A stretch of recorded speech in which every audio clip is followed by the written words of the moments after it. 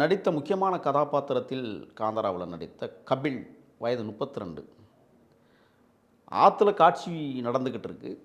படப்பிடிப்புகள் நடந்துக்கிட்டு இருக்கு. அவர் படப்பிடிப்பு இல்லாத நேரத்தில் ஆற்றுல குளிக்கலாம்னு ஆசைப்பட்டு ஆற்றுக்கு போய் குளிக்கிறாரு. அப்படி போகும்பொழுது பார்த்தீங்கன்னா நவம்பர் 7ஆம் தேதி அன்னைக்கு கொல்லூர் ஷூட்டிங்கில் அந்த கபில் அப்படிங்கிற அந்த நடிகரை ஆற்று தண்ணியில் அடிச்சிட்டு போயிருக்கு. உடனடியாக ரிஷப் ஷெட்டி அவர்கள் இந்த கதாபாத்திரத்தினுடைய தொடர்ச்சி தடைபட்டு போகிறது, கபில் இப்படி இறந்து விட்டார் என்று